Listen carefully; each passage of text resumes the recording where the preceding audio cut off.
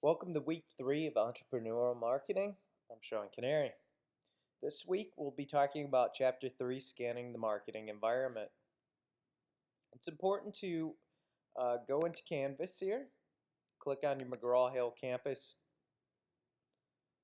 tab, click on Connect, and connect to the ebook. You notice that your assignment this week is to read chapter 3 and to take the chapter 3 quiz on your McGraw-Hill Connect. So after you log into McGraw-Hill, make sure that you read chapter 3. After reading chapter 3, which is about scanning the marketing environment, make sure that you go back over to the home page and go ahead and complete the week 3 quiz. Please pay attention to the due date that is listed on the screen. Now let's talk a little bit about chapter 3, Scanning the Marketing Environment. This again is important to do when you're building a marketing and advertising plan for your company. You want to take a look at the environment where you're about to enter and create a marketing plan for. And when we look at the environment, there's really 5 areas that we're really looking at. We're looking specifically at social forces, economic forces, technology forces, competitive forces, and regulatory forces that could affect our marketing efforts. So let's take a look at the first one, the social forces that could be affecting our marketing. We have to be aware of demographics, meaning we have to be aware of things like gender. We have to be aware of income levels, whether or not people own homes, property values. These are typical demographics that we need to be familiar with.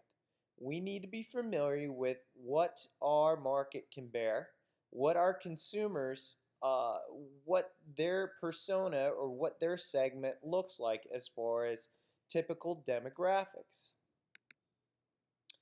Sometimes we'll see demographics when we're talking about age described as generational cohorts. Most of you are considered millennials. However, I'm considered a Generation Y, on the border of Generation X.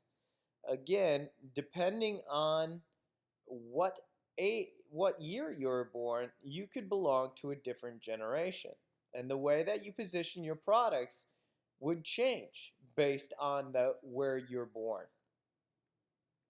The second factor is economic forces. We have to be aware of economic forces going on in our target market. We have to be aware of inflation. We have to be aware of if there's any recessions. Again, these are important things to keep our eyes on because it's important that we keep track of how our economy is performing because it could have a huge effect on our marketing plan.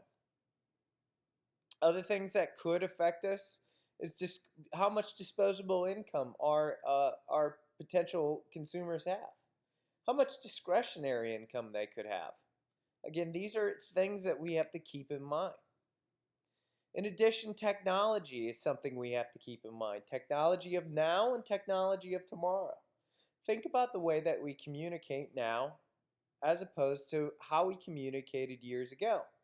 We didn't have Facebook back in before 2006. We barely had the internet before 1996. These things change on a constant basis, and we need to be aware of the technology that our market is using. We need to know current trends in e-commerce. We need to know what our market space looks like. We need to understand intranets and extranets as well. The next thing we have to be aware of is our competition. We need to take a look at the different forms of competition we face. We need to understand if we face a pure competition, a monopolistic competition, an oligopoly, a pure monopoly. It's important that we understand which ones of these our industry falls in. And if you take a look at this continuum of competition, we can tell based on where our number of sellers are at, where our competition may lie. Are they a single producer, or are there a large number of sellers? We can use this map to help us map out where our competition sits. Finally, we need to take a look at our competitive forces as far as entry. Do we face any barriers to entry? How powerful are buyers and suppliers in this industry? We need to understand the existing competitors as well as substitutions for our products. Are our products very easily manufactured and available by other companies? Then we also have to take a look at small businesses as consumers, as competitors, because small businesses can move a lot of times more gracefully and are more agile than larger competitors. Finally, we have to be aware of regulatory forces. So you need to do a hard search as far as regulations that your company or product may face. Think about smoking. How many regulations there are when it comes to smoking, to alcohol, to certain health products. There's all sorts of regulations and policies that we have to be aware of. And these are just a few of the regulations and policies we face. We have to understand if there's patents, copyrights, copywriting acts. We have to understand if there's labeling requirements. These are all things that we have to be understanding of when we're about to create a marketing plan. So again, when we scan our environment, we need to be aware of social trends.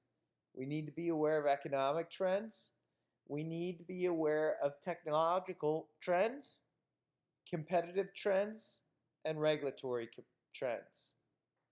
Again, your homework is to read Chapter 3 and to take the Week 3 quiz located in McGraw-Hill. Good luck.